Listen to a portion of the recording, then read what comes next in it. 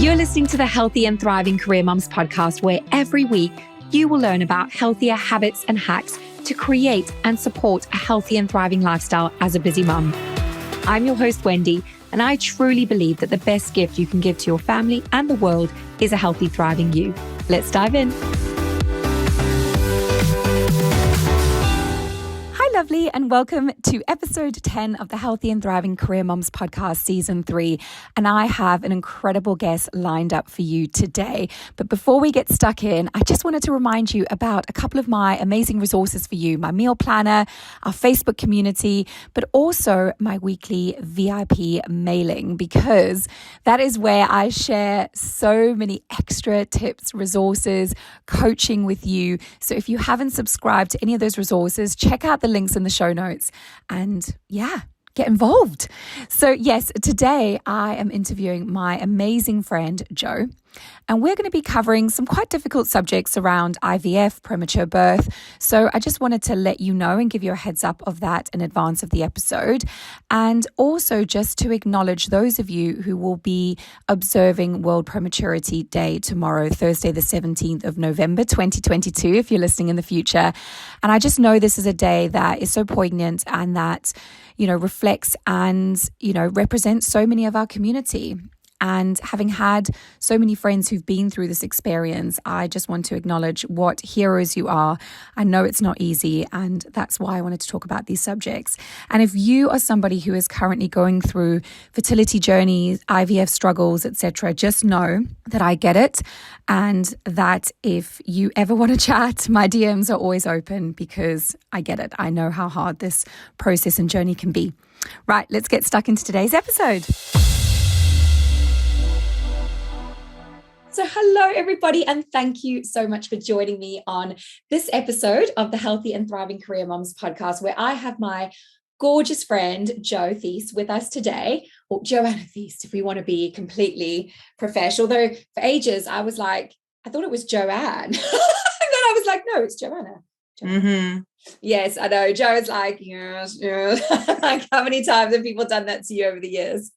A lot. That's one of my biggest bugbears at work. I know it is. That's why I'm bringing it up. It's Joanna. It's either Joanna or Jo.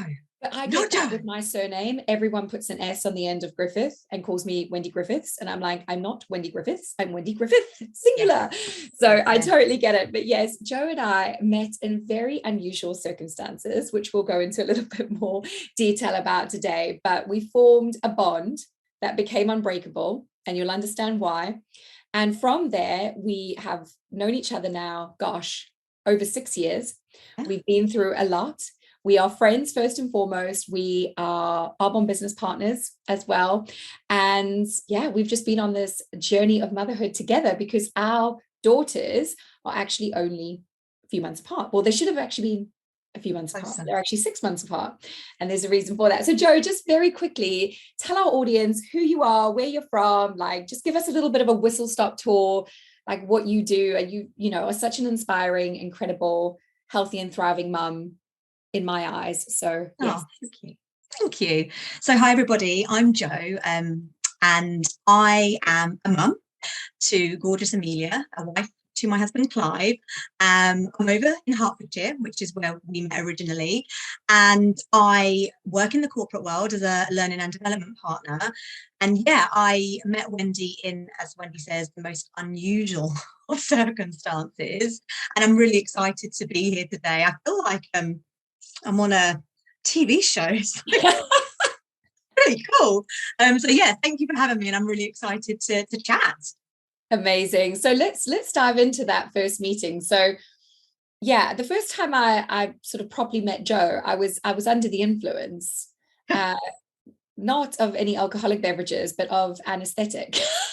So we actually met in hospital, would you believe? We were both having a procedure. We were both going through a fertility journey, and we were both having an operation on the same day. And we were literally in the beds next to each other. So I kind of remember coming to, or just you sort of had your operation, I think, just before me. And then you were coming to while the doctor was explaining things, and you were so groggy. And so I was kind of remembering what he was telling you, and then you did the same for me. And then I was like, I think we need to meet for coffee so we can debrief what the doctor actually said. The one thing I remember, and I don't even know whether this is like the reality, but the one thing I remember is you post surgery saying to the consultant that you liked his shirt. Oh no! That sticks in my head, and I'm like, she must still be under the influence because she's like complimenting this doctor's shirt, and it was like This bright and airy, tropical, like yeah, like a Bermuda shirt almost. Yeah, I remember and I just remember that. Like you. I just had a flashback of that. That's hilarious. That's That's one thing that sticks in my mind. Yeah, so obviously we both were having sort of those procedures prior to commencing IVF treatments. And so yeah, we both went through that journey, but you were really, I mean, you were a lifesaver for me during that time because you started your IVF before me, and you sort of went through that journey, and you're trying to figure out what you're injecting where, why, or all the things. And I remember like ringing you up, being like, Joe, I've got it, like, oh, what do I do? And you were like, so I mean, you can see why you're a learning and development manager, because you're so patient at teaching and coaching people. Yeah, I mean, it was a wild time, wasn't it? When I think back to, you spend all these years not wanting to have a child, and doing everything you can, trying not to get pregnant, and then suddenly you really want a child, and like it was quite a shock when that wasn't sort of happening for me, and then I found out I had endometriosis, which I never knew, and that was then what led on to having the IVF. So it was a completely wild time, but I just remember thinking, this is my shot, this is my one shot of getting my bubba. And I just remember thinking, right, how can we make it, I don't know if fun is the word for it, but I remember like Clive, like he would tend to be the nurse and he would do my injections for me. Oh my gosh, this is exciting. We've got a role play situation going on here. Probably not the nurse role play he was expecting, but all the same, it that really helped me because I don't think I could have done the injections myself. So that really helped sort of take a bit of pressure off. And when we went in for the I can't even remember what it's called now, when they put the embryo in you, the transfer. I remember we spent the night in London because it was at St. Paul's, wasn't it, the clinic? Yeah, we both had the same clinic. Yeah, and I just remember we were like, right, let's get a hotel in London so we don't have to rush from, get the train in the morning and be super stressed. And so I remember we went out for a cheeky Nando's the night before, and we did everything we could to just be as relaxed as possible for that. That's sort of so good. And also because your first transfer was actually successful, which is quite rare. Yeah, we were really, really lucky. We were so lucky, and I know that's not the case for everybody. So I'm so grateful that that little baby stayed with me, and I've got a gorgeous 6.5-year-old now. But I remember, you were a few weeks behind, weren't you? Yeah, I think it was 3 months apart from when I started, because and then and we obviously had IVF for different reasons. And it's so funny looking back, because at the time it's so all consuming, but now like that was like nearly, well, my daughter's nearly 6,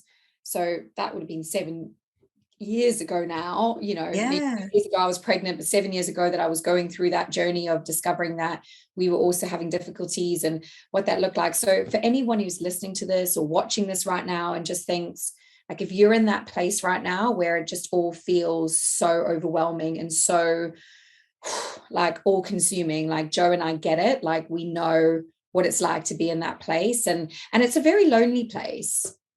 Yeah, I know everybody handles it differently, and I remember at the time, I remember my manager being incredible, and my manager who I had a dotted line into also being incredible. They were the only two people in my workplace that I told, because I didn't want all the questions and, oh, you'll be okay, it will work. I couldn't deal with that. So I was like, everyone thinks, oh, you're going to go for IVF. It's like, but people don't realize the statistics around IVF are like a 30% chance. So it's like, people would say to me, oh, at least you can have IVF. I'm like, yeah, you might as well have punched me in the face. Like, it's just, it doesn't, it's not de facto that I'm going to get a child.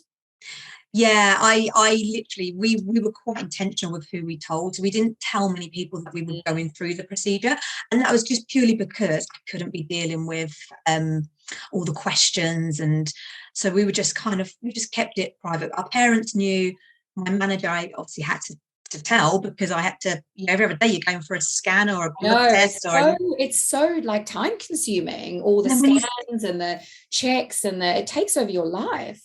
Yeah, it really does. And you think that what got me was I thought that it would be something that, I don't know why I thought it, because of course it goes in cycle with your monthly period, right? But in my mind, I was like, it's just going to be like a process that takes a year. And I'm like, what was I thinking? Because I didn't know anything about it Yeah, at the you know time. what? I think that's what surprised me is how little education there was about IVF. And I know that that has changed quite dramatically in the Yeah, last 6 years, and even the procedures and what they can do and everything. And it's really quite incredible. But I think what again, like what I thought IVF was is like, yeah, you went in and they give you some drugs and they stimulated and they got eggs out and then they took the sperm and then they fertilized them and put them back. What I hadn't anticipated, I don't know about you, was that when they put the sperm and the egg together, and I know there's different versions, like we had ICSI, which is a process where they do that, where they actually kind of they yeah, do all the heavy lifting, as I say, is that that was such a roll of the dice as to whether your eggs would even fertilize. I yes, mean, literally, the process of like in a normal, like when I say normal woman, like, air quotes here, releases one egg a month, and you're like, and some months they might not. And then you're like, and then for the sperm to hit it at that point, to fertilize it, for it then I'm like, pregnancy is an absolute miracle, yeah, it because blows my mind. then when you're going through IVF, you're like all the moving parts that have to happen. And so we weren't successful first time. It was actually, we had a fresh transfer, which was a fresh egg and sperm that had fertilized. Then we had, and I know you were similar, you had a frozen Yeah, embryos, and they kind of gets to day 5 at blastocyst, and then they freeze it, and then they transfer that back into you. And I had one of those, and that didn't work for me. I know it didn't work for you. And then I had another fresh, and I didn't get any frozen. So I had like 2 full rounds, but 3 cycles is the terminology you use. So I had 3. And also what I didn't anticipate as well, I don't know about you, was that 10-day wait. it's Like a I killer. did that 3 times, Yeah, from putting the egg in and then waiting 10 days to have a blood test to see whether or not I was pregnant. yeah, that was that 10-day wait. Oh my gosh. I remember the phone. I remember my Horrible. manager. I remember saying to my manager, I'm going to get the call today. And then my phone going. I was in a meeting and I just couldn't concentrate on anything other than waiting for my phone to go. And I remember running out onto Kentonville Road, which is like the where my office used to be. And I remember the nurse was so deadpan. And I remember her telling me, and I was so shocked because I didn't think it had worked, because I didn't feel any different. And Wow. it just felt just didn't, I didn't Yeah, I feel mean, anything. you're barely pregnant. Like it's 10 Yeah, days. it was Like, so, I didn't know what to expect. I didn't know what I would feel. But I remember just almost going, and I remember the nurse going, you imagine being that nurse calm who has down. to make those phone calls. Like, because I obviously had 2 phone calls that said, I'm really sorry, it hasn't worked. Yeah, And obviously that is like a punch to the gut. And then I had the call to say, and like you, I was like, right, it's not worked, that's it, we're selling yeah. a house, we're moving to Australia, we're going to be one of these childless couples, we're going to travel the world, like. That's so funny, because Clive and I had spoken like that. We said, if it doesn't work, it's not meant to be. At least we get Yeah, loads of lovely I know, holidays. and I wasn't prepared at that stage to do it again, because I was like, I don't know about you, but and I know that there are these stories of these women who do it like for 10 years and do all sorts, and there are a lot of really fantastic options nowadays. Some of my friends have been out abroad, they've been to Spain, they've had egg donation nowadays as a really popular thing as well. I think there was a real, for me, such a lack of education. And Yeah, yeah, we're so fortunate that we were able to get our IVF through the NHS here in the UK. But you can yes. absolutely see how, I mean, I was just sitting in that clinic and just seeing women come and just hand over their credit cards. Do you know what? Interestingly, I stayed in touch when I went for the second time, when we went to try and have the second, and unfortunately it didn't work. There was a lady that I got chatting to, and 2 years later, she messaged me recently, actually, and bless her, it's still not happened for her. And it just hurt, it just broke my heart, because Clive and I made the actual conscious, intentional decision that if that frozen one didn't work, we weren't going to Do more. continue. We're so grateful for what we have, and we have incredible, you know, joyful little girl. It was heartbreaking when that second one didn't work. So of course you want, that 2.4. But it wasn't to be, and we're okay with that now. What we were very, very adamant that we didn't want to, get into that where it can become obsessive, right? And but then you, like anything in life, you get the like anomalies of, say, the stories where people go, oh, so and so tried for 10 years and they got their miracle. And I was just in awe of that, because I was like the strength of going, just even doing that for the time that I did it, like I didn't feel strong enough to keep going. So I am in awe. But I also think, like, don't even get me on my soapbox about the IVF clinics here in the UK and how it is the biggest business scamming, like shouldn't say that, but yeah, just really like trying to get people's money. And it's a business. It's a business. So these poor, like us women, vulnerable women, are going in there, and maybe, you know, for whatever reason, you might have been, I mean, for me, I didn't start trying to have a baby until I was 31, because I felt like, oh, I had to get my career to a certain point, blah, blah, blah, blah, before I could step away. And then started trying at 31 and only had my daughter at 34. And then they kept saying to me, oh, but you're so young. And I'm like, yeah, but everyone has a different path and a different journey. And yeah, it's difficult, isn't it? Yeah. And it is. It's so bizarre, because it was back in 2015, wasn't it? So it feels like a lifetime ago. Really and there's does. some things that I remember really vividly. And there's other things that when I went back, when we went to use the frozen one, I'd forgotten so much. I thought it was going to be a walk in I the park remember you saying, time. and then we were trying to piece it together, and we were like, oh, that, because you were going through that. And yeah, and I think what you were saying there about being really grateful for what you have, and I know, you know, with both of us having only children, but isn't it funny how society, it's like, I don't know about your experience, but for me, when, you know, we got married like at 25 and we only started trying at 31. So there was a long time that we were married, and people were like, when you're having kids. And then obviously we went through IVF and we had our daughter Jessie. And then it was like, when you're having a second. And it's like, do people even realize like how intrusive these questions are? And I understand that it's just, you know, people making conversation and that, but and the amount of people that then said to me after I'd had Jessie, oh, well, you never know now that your body's had your baby. Like they say that, you know, you can just fall pregnant naturally. But, you know, and then when people do have the audacity to say that to me, I do say, well, actually, I did fall pregnant naturally and I had a miscarriage. And then that kind of like shuts them down. And they're like, oh.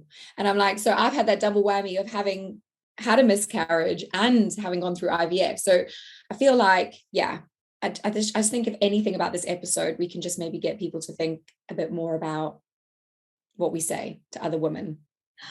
And you know what? Don't if in doubt, say nothing.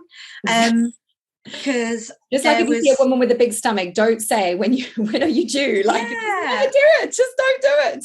And like, it's, you know, you just don't know what's going on behind closed doors.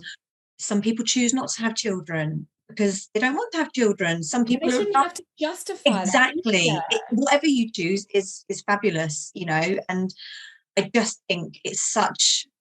But I loved what you said there about keeping who you told, and we did the same. We just kept a very tight circle of people around us to support us.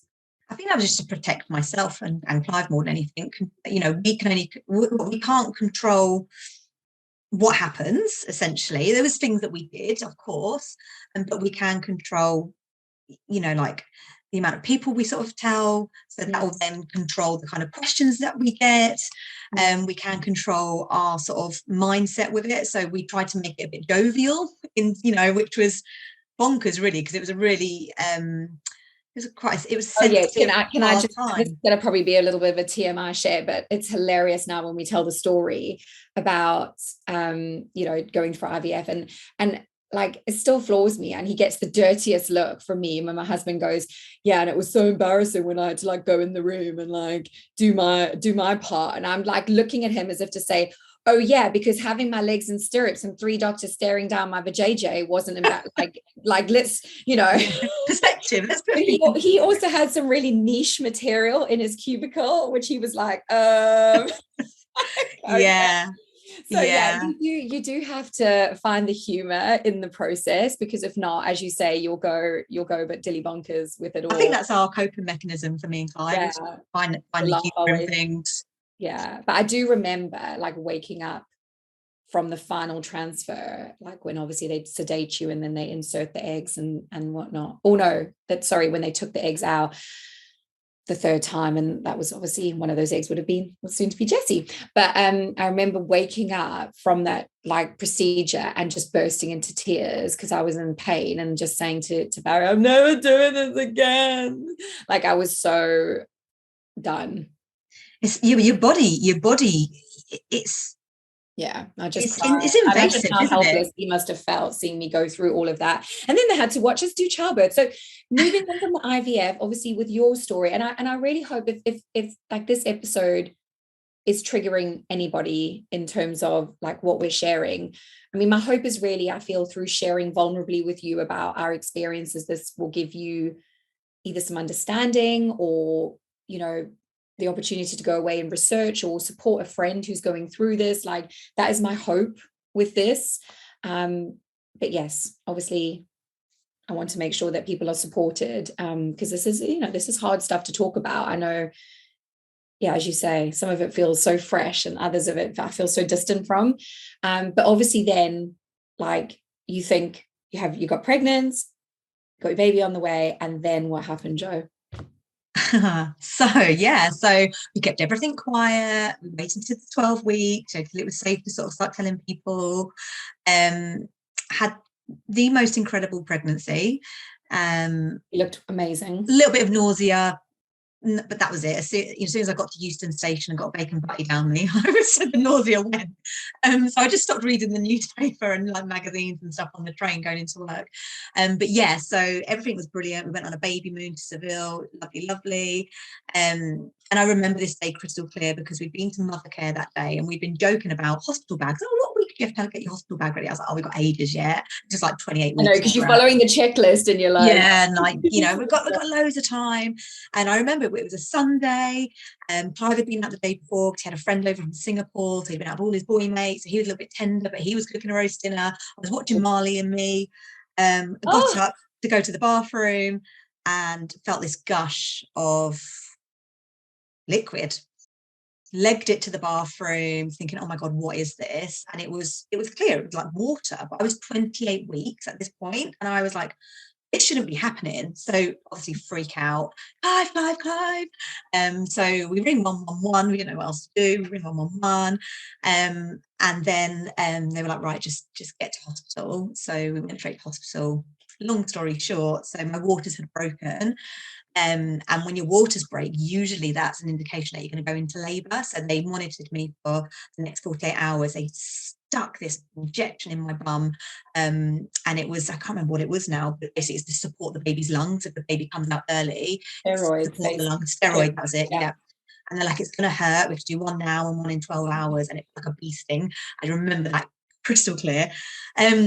But they kept me in hospital and they were checking me. I had needle pricks in me and all sorts. It can be really dangerous because obviously the amniotic fluid is what protects the baby. So if that's so baby had nothing. Baby's prone to infection, so you have to monitor that, but equally that we keep the baby in as long as possible so that you know, because anyone who's maybe listening to this, like obviously 28 weeks, when you think of a gestation period being 40 weeks, now you're 12 weeks. And so they, you know, it was really, really emotional because they were like, right, we need to keep baby in for as long as possible because that's the safest place. But at the same time, you're not in any fluid anymore, so you're prone to infection. So literally they're trying to keep baby safe, but keep you safe. But because they've got a duty of care to keep mum safe too. So I had blood tests like every few hours. They were checking the water because I was still leaking. But Amelia stayed in me for near on another 2 weeks. So she ended up being born at 30 weeks. So she managed to stay in me for 2 more weeks, which it sounds like a short space of time, but actually to be in hospital. But you know what? Those 2 weeks made such a difference. She came out, she was £3 too. They prepped me that I wouldn't be able to hold her because she had to go straight to NICU. But she came out and she had this little squeak. And they put her on my chest, literally for a split second. And all I remember is, Clive, Mum, take a photo. But they'd prepped us that we wouldn't be able to do it. So we didn't have a camera. So we didn't get that photo. Oh, no. Clive is a wind-up, right? And so he'd been that day to get me hospital stuff because I was in hospital. I was like, I just need like stuff. And I gave birth in a t-shirt that said, I like drinking Diet Coke out of a bottle. I was like, are you absolutely kidding me? And I still get the t-shirt. He was like, oh, you should have seen what I was going to buy you. So, Oh, you know, but you're his still way is keeping the humour. humor going. I Oh, love it. gosh. But What yeah, an so we were really incredibly lucky. stressful time. I remember visiting you in hospital, trying to think how old Amelia, how many weeks old she would have been. And she was so tiny, but you Yeah. literally kept vigil. I mean, you had this routine. Yes. Yes, so routine is so important. So it wasn't what we planned, but you can only control what you can control, right? Absolutely. So she was 3 pounds 2 when she was born, which the consultant said actually for that gestation is a good weight. So you've been feeding her well, mum. So I was like, boom. And then the nurses were like, look, what you can do that we can't is give her your milk. So I remember these little syringes that the milk I'd sort of expressing during those early days, and that made me feel like I was doing something because you felt so helpless. But I created a routine. So you know, the nurses said, like, you're no good staying here 24 hours. You need your energy. You need to be expressing at night and so on and so forth. Go home, sleep, come in. So what I got into a routine of doing is, obviously I'd been working, hadn't I? So I was used to routine, getting up, going to London, coming back. So I just adapted. It was my new normal. So I would get up super early in the morning. I would walk to the hospital because we were still living in Watford at the time, so we weren't too far from the hospital. I'd cut through the shopping centre. I'd buy myself a nutritious lunch. I'd get all my snacks that I needed for the day, which stopped me from sort of going to the hospital canteen. And you know, don't get me wrong, there was a chicken shop across the road which I did go to a couple of times with a couple of people, because why not, right? And yeah, and I would just stay there from like 8 o'clock till about 7 o'clock. Did you do the kangaroo care? Did all of that, yeah, that was So if emotional, very anyone is, first that's when you time. put like the Skin baby to skin, skin to skin. yeah. And I just remember she was so small, and she squeaked like a mouse. She was like a little mouse. But then then Clive, because she was only allowed 2 people in at a time, so I would be there all day. Then of course the Clive's self-employed, so he would still have to work, and it was really hard for him. But he would come as soon as he was able to finish. And then you were allowed visitors, but it was like one in, one out. You couldn't have loads in. I was only able to come and visit once in that time, but I was obviously pregnant when I came in to visit you, and obviously, it's just, I mean, did you ever feel like, seriously, are you freaking kidding me? Do you know what? I always remember this one day because Amelia got an infection, so she had to be put in isolation, which was really scary at the time. And the nurses obviously know exactly what that means, so they're trying to reassure you, but in your mind you've never experienced this before. So you're like, isolation, what's wrong? Like, it's okay. And I remember this one day sat in that isolation room just like with no other mums around me to talk to, because before in the open plan space with all the incubators you could chat to the other mums, and I've made some of my best mum friends through that time in the pumping room by incubators. But in this isolation room, I don't ever do this. I got onto Google, started Googling. Dr. Google. And that was the day that I broke down. And I always remember this nurse coming in, and she was lovely. Her name was Poppy. And she was like, do not do that. Your daughter is unique. She is not the same as any other child. Stop, get off, stop it. And she really made me sort of go, no, you're right. This is not helping. So that was probably the day that the one time where I kind of got myself in that scroll hole of will this happen? Will this happen? Will she be able to do this? Will she be able to do that? But the nurse was amazing. She gave me a big hug, and I was just like, oh. Also, you've got to remember, when you give birth and then all the your hormones are going wild. So you get that happens, anyway. So it was almost like heightened because I was in the hospital. So not only did I have all those hormones pumping like all new mums have, it was just a different environment. I wasn't at home on the sofa cuddling with those hormones going wild. I was having to go home at night and wake up to a blooming breast pump. Nobody likes waking up in the night, but waking up to a breast pump is not the one. But I just get through it. I think people always say in these situations, oh, you're so strong, I don't know how you do it. And you just do it. You don't have a choice. You have to. So you get. I was like, how could I have been the best parent to Amelia if I'd fallen apart? And I know that's, everybody's different. And I managed it myself. You know, I can't speak for everybody, but for myself personally, I just made sure that I was getting as best sleep as I could, circumstances, you know, considered. I was, you know, making sure I was, you know, eating as well as I could, and just staying in that routine, and just thinking as positively as possible, and focusing on all the positive points that the consultant was telling us every day. And do you feel like you've processed that period? Yeah, I do. I do. I don't ever refer to Amelia anymore as like, I mean, oh, you look at her, she's baby. incredible. You wouldn't be able to tell that she was No. premature in any way, shape, or form. She's healthy, Yeah. life, full of beans. Like, it's amazing. Yeah, she's absolutely thriving. And I don't even Associate. yeah, it's funny. Like in the first couple of years, they go by it's really confusing. You have like their due date and their actual date, and it, you know, it takes and that's 2 why years. at the start I was very weird, guys, where So I was confusing. like, well, she's supposed to be 3 months older, but she's actually 6 months older than Jessie. Yeah. So it's like, yeah, and she was obviously very little in the early days because she had to catch up. But by the time, by the time they get to like the age of 2, they've generally caught up. So you stay under consultant care for those first couple of years, and you see your consultant, and they just check and everything's okay. And we were really, really lucky that touch wood, you know, she's been a little diamond. And you two are so sweet. You're like little besties, the way you go. She is my absolute bestie. But like you and Jessie, right?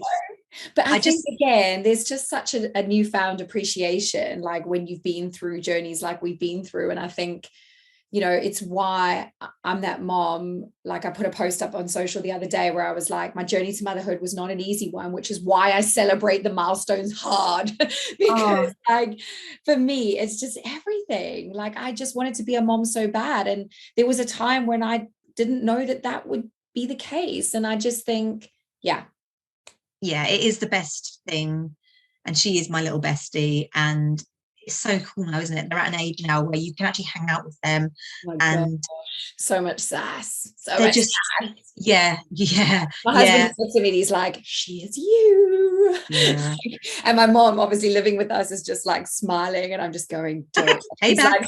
She's like, like totally getting your own back. But now, gosh, I know like there's 2 very heavy topics we've covered there: premature birth, IVF, but moving on to happy ending, like the happy stuff, and like, and obviously, you know, it's all had a happy ending, but just talk us through kind of your, like, from that point, like, because you've been through a sort of a real transformation journey off the back of that.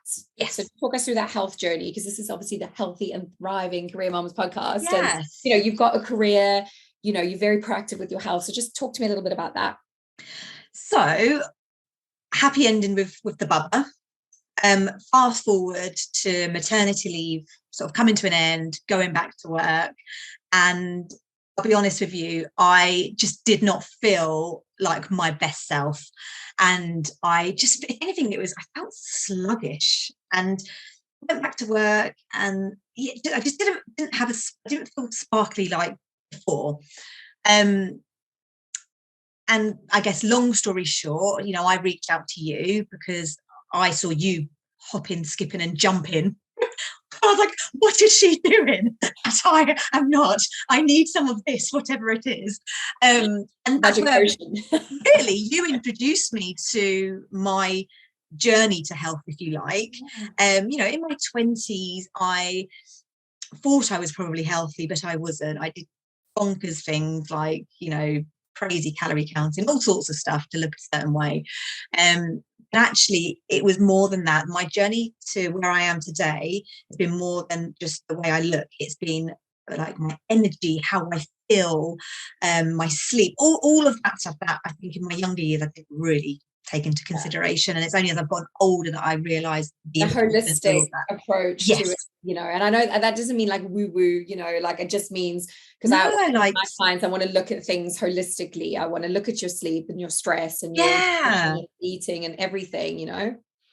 So it started off with doing the Arbonne 30 Days to Healthy Living. So that really kick-started something in me, because I was like, wow, this is incredible. you Like know, unlearning, it was just, I was, I'll be honest, I was like, is this gonna do anything? Like, because I'd done so many other things in the past. But the penny drop moment for me is when I went out for dinner with two of my girlfriends, and they commented on my skin.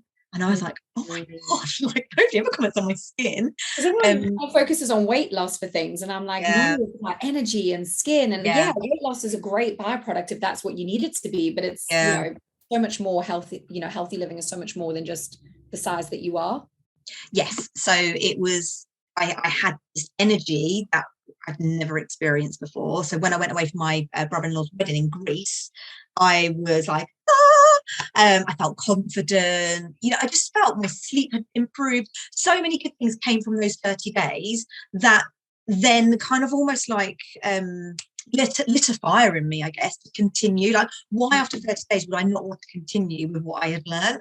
So with those healthy habits, like that's the start. I always say to people, like, you start in the container of 30 days, just because I think as humans, we need like a start and an end, don't we? Like, we need to know, like, naturally. You don't want it to be like, oh, in 180 days time, 30 days, I feel like is quite manageable, isn't it? To be like, right, 30 days to change your life. And then, as you say, take those habits and carry on.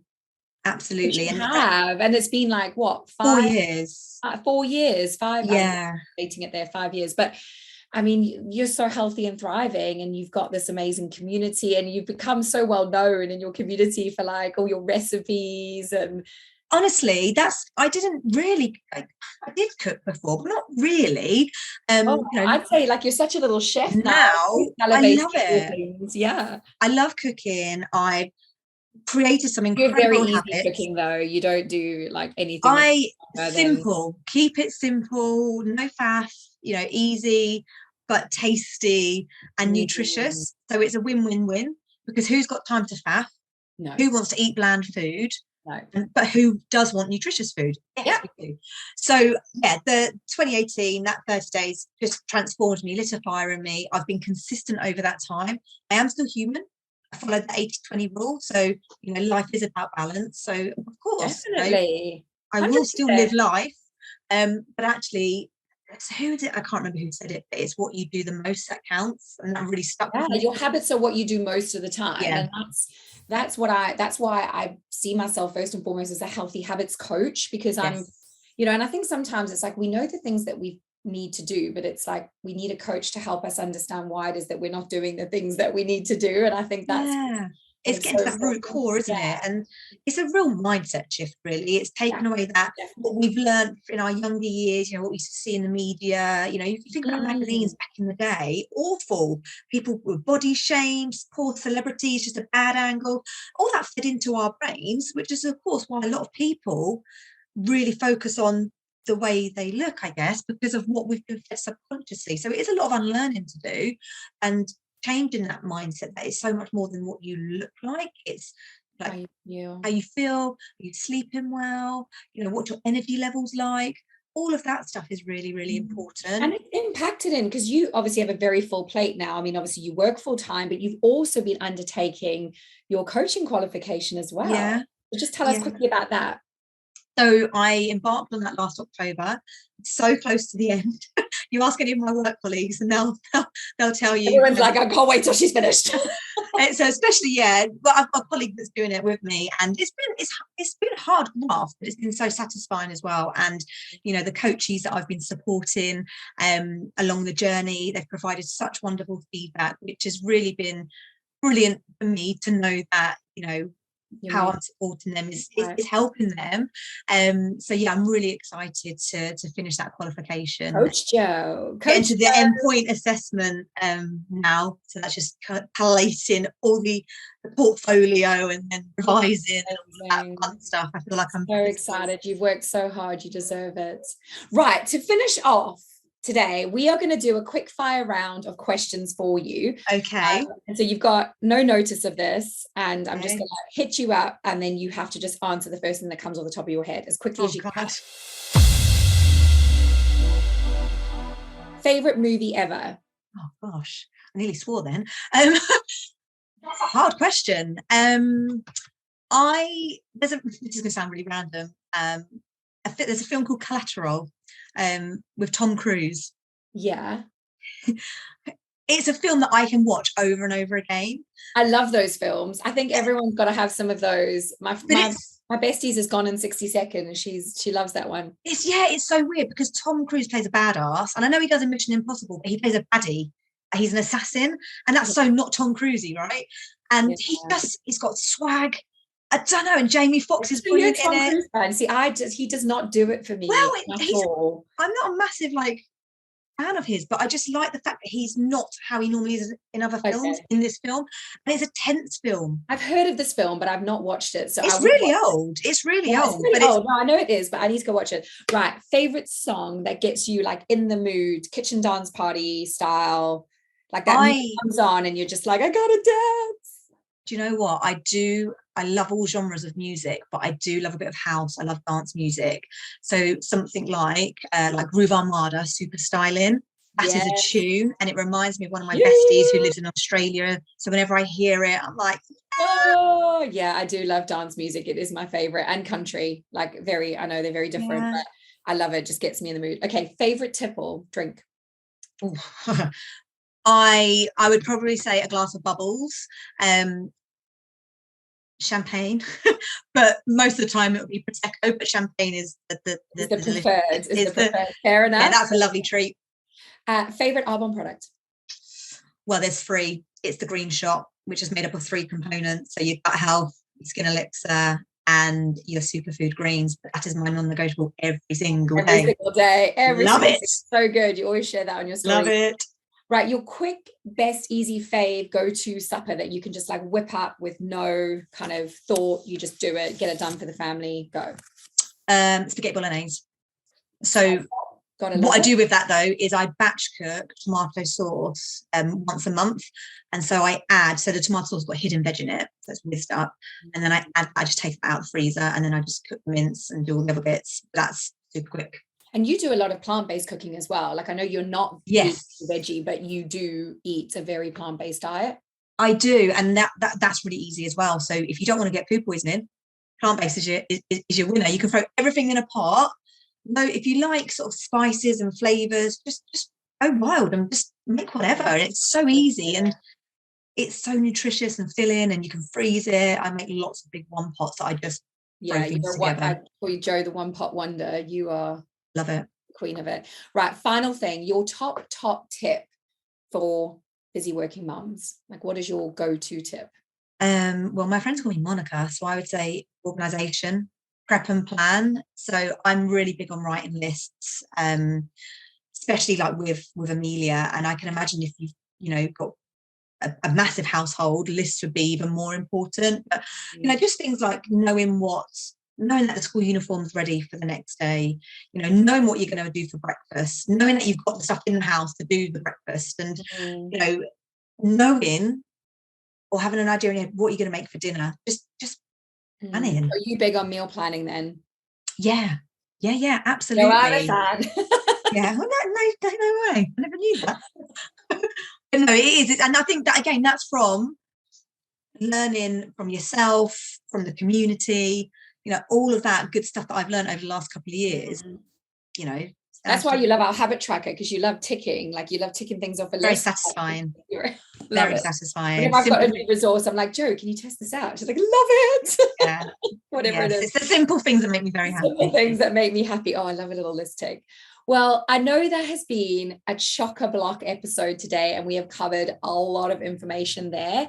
But I really hope that has been super useful for you. And yeah, if any of those, what I will do is aim to link some resources in the show notes for you around premature birth, around IVF. Again, like things have moved on so much since Joe and I went through it. But, if we, it's all part of the journey. I feel that journey of motherhood.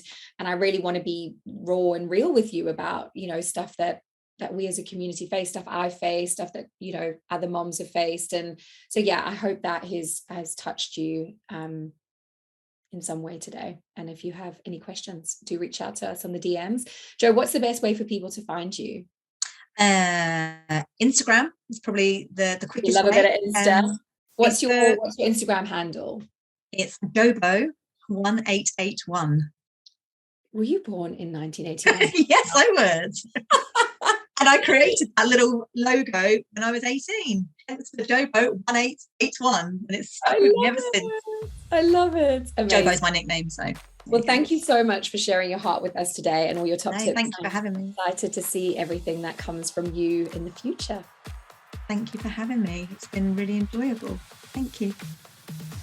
Thank you for tuning in today. I am so grateful for you. If this episode has resonated, make sure you visit wendygriffith.co.uk to discover more of my content and my fantastic free resources to support you in thriving.